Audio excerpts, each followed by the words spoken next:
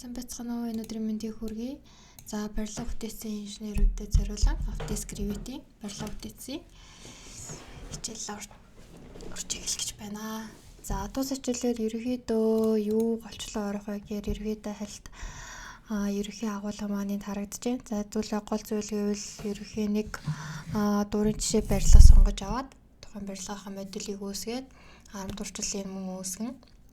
За ажлын зураг хэрхэн болгох, за харагцуудаа хэрхэн тохируулах болон темплейт family хэрхэн үүсгэх гэх мэт ерөнхийдөө хичээлүүд манай тус хичээлээр орох болно. За ерөнхийдөө би ингээ Revit-ийн шинэ файл үүсгэсэн байна. За файл үүсгэхдээ мэдээж new гэснээс за project үүсгэх бол project, family үүсгэхээр бол family. За тэмдэгт үүсгэх бол тэмдэгт гэх мэтчлэн. За хэдүүлээ бол за эндээс project template алинж явсан болно. За ерөнхий танилцуулга. За архитектор хэсгээр маань ерөнхийдөө гол за ерөнхий хаалгахан цонх гэх мэт элементүүд архитектортой холбоотой элементүүдийг хэрхэн үүсгэх талаар, за structure хэсгээр маань барилга бүтээцийн элементүүд хэрхэн үүсгэхтэй холбоотой элементүүдийн бүрдлүүд харагдаж байна. За металл, угсармал бүтээц, за тэгээд ингээх мэтчлэн холбоо. За тэнгүүтээ ерөнхийдөө энэ хэсэг дээр харагдцаа хэрхэн харах уу, 3D модулыг хэрхэн харах уу, огтлоо хэрхэн харах уу, call out хэсэглэл хэрхэн хийх үү, байгуулалт хэрхэн үүсгэх үү. За харагдаж болж байгаа гэх мэт. За менежмент хэсэг дээр бол гол хэсэг бол хэдүүлээ хамгийн түрүүнд юу гэх юм бол за би энэ дээр бол тааруулсан байна. За common structural, за энэ ерөнхийдөө өөрт хамаатай хэсгүүдээ ерөнхийдөө нэгжүүдээ бүгднийг юнитээ тохируулж өгөх ёстой байдаг байгаа шүү. Энэ маань арамтуур болон зургийн хэв үүсгэхэд ерөнхийдөө их чухал градус, миллиметрийн одоо ямар хэмжээгээр та хэмжээсээр зурдیں۔ Тэрүүгээр ерөнхийдөө юнитээ ерөнхийдөө нэгжээд харуулаарай. За project information гэдэг дээр бол за энэ тухайн энэ project-ийн маань мэдээлэл. За энэ хэсэг маань юунд хамаатай вэ гэхээр худалдалт, хичээл төр дэлгэрэнгүй орно.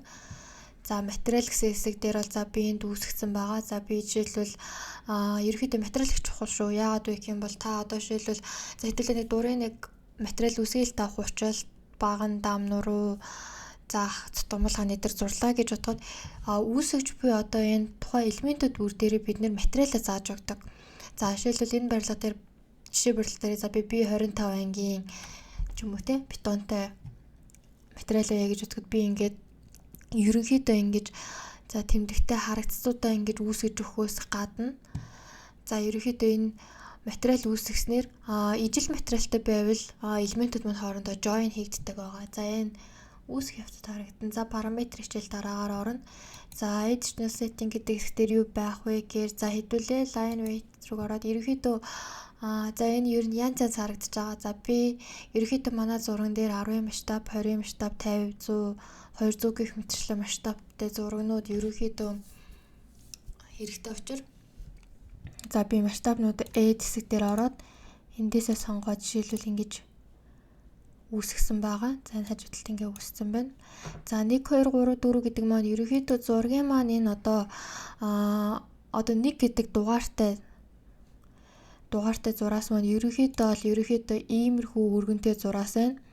За 2 дугаартай маань 0.13, 3 дугаарт маань 0.18 гэх мэтчлэн энэ тоонуудаа бүгдийг гараас өөрөө тохируулж өгдөг байгаа шүү. За жишээлбэл 50 масштаб дээр одоо жишээл би багнаа за тэнхилгээ би 1 гэд зураасаар зурсан байя гэж бодоход 50 масштаб, 100 масштаб, 200 масштаб дээр ерөнхийдөө тухайн тэнхилгээний лайн маань яг ийм зураасаар л харагдана. За эсвэл би багнаа 100 масштаб дээр 0.18-аар харагдахаар байлаа гэж бодоход 20 масштаб дээр арай томроод ирэхлээр хайж гинэ зураасаа өргөний тохируулах жоохон томруулах маягаар энийгээ хэд ч гэсэн өгч байж болно. За гих мэтчлэн лайны зураасаа ингэж гараас өгдөг байгаа. За line pattern гэдэг маань ерөнхийдөө манай CAD дээр зурдаг хүмүүсийн ойлголцоор line type. За тасархай зураас уу тэглэгийн зураас гих мэтчлэн үргэлжлсэн зураас гих мэтчлийн зураасуудаа өөртөө гараас тохируулж өгдөг. За жишээлбэл эдитер рүү орлоо. За dash гэдэг маань ерөөхдөө энэ жижигхэн урт зураасыг харж байгаа. Энэ зураасыг харж байна. За space dot гэдэг маань цэг space гих мэтчлэн ингэж ерөөхдөө энэ line type өөрөө үүсгдэг байгаа зурган дээр. За тэгээд ашиглахдаггүй line type-одоо ерөөхдөө устгаа явуул бас зүгээр толгой ирэхгүй тулд. За line style. За line style руу ороод түрүүн би энд үүсгэсэн байгаа. За жишээлбэл new хэсэг рүү орлоо. Надад жишээлбэл түрүүний би line дөрөв. За тэнгүү түрүүний миний үүсгэсэн зураасын өргөн. Одоо нөгөө түрүүний line weight-ээр харгасан зураасны өргөнөө эндээ сонгоно. За өнгөө сонгоно. За дөрөв зураас маань үргэлж solid гэдэг маань үргэлж зураас авах уу, тасархай зураасаа байх уу гэдгээ би өгнө. За энэ тэнхлэг гэдэг зураасаа би ерөөхдөө 1.009-оор за улаан өнгөтэй тэгэнгүүтээ dash dot буюу нэг түрүүний line pattern дээрээс зураг. За жишээлбэл энэ дээр бол ерөөхдөө бол нөгөө манай хайчууд ерөөхдөө харагдаж байна. За ийшээ оронгуудаа copy дэж аваад duplicate буюу copy дэж аваад масштабаа өөрчилж болно. Масштабаа өөрчлөөс хамаарат, scale өөрчлөөс хамаарат тухайн pattern-ы маань харагдаж өөр харагдана. За энэ дээр нэг юм, дээр би түрүүн 0.5 гээд нэг дахин багасгасан байдлаар харуулж байна. За annotation. За энэ дээр ерөөхдөө бол за манай яач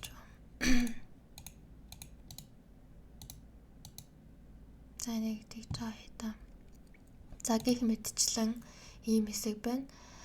За нэмэлтээр за ерөөхдөө нэмэлтийн line хийдэг юм plug Revit-ийн сайтууд дээр ерөөхдөө байдаг. За mod flash за энийг хэмжээ тавих дээр оронд нь бас free байдаг.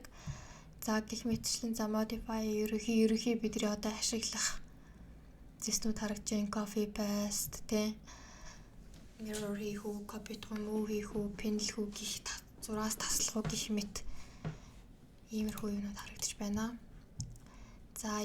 За мөн хажуу талын хэсгээр properties хэсэг дээр маань ерөөхий одоо би энэ харагдсан маань мэдээллүүд харагдаж байна.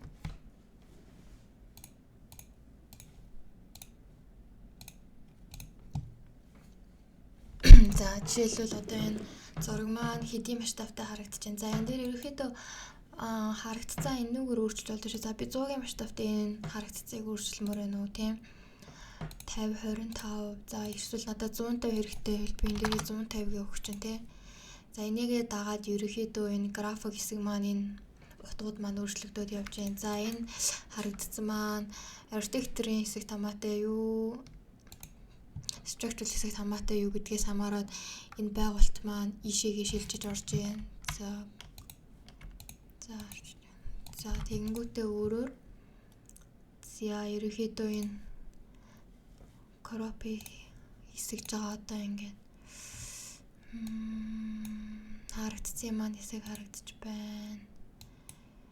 За дараагаар нь за энэ темплетийг хэрхэн үүсгэх талаар тусдаа хичээл орно. За энэ хажуул дээр энэ дээр харагдж байгаа за discipline view discipline за зургийн маань одоо энэ дээр жинхэнэ за collapse за view хэсэг за харагдаж хэсэг за надад биб хэсэг дээр за байгуулалт байна тийм байгуулалт байна. За architecture хэсэг рүү оронгууд за мөн байгуулалт elevations огтлол гих мэтчлэн за ерөөхдөө харагдцуудыг тайлбарлаж өгсөн. За энэ дээр тэмдэгтүүд материалын төвөр хамаарагдах хэсэг. За ерөөхдөө хуудас хэсэгт бол ерөөхдөө энд бол хуудаслалт хамаарагдана. За family гэдэг дээр ерөөхдөө Revit дээр маань ашиглагдж байгаа бүх family-ний мэдээллүүд family-нүүд хамаарж байгаа. За group гэдэг дээр одоогоор юм байхгүй. За энэ маань ерөөхдөө манайхаар AutoCAD-аар зөөрүүлжлүүл ер нь блок юм уу да. За гих мэтчлэн за энэ талаар хичээл болгон дээр дэлгэрэнгүй орох болно. За тэгээд энэ хэсэг дээр view хэсэгтээ түрүү хэлсэнчлэн огтл үүсэхээр бол гэх мэтчлэн за ингэж огтлол үүсэж байна.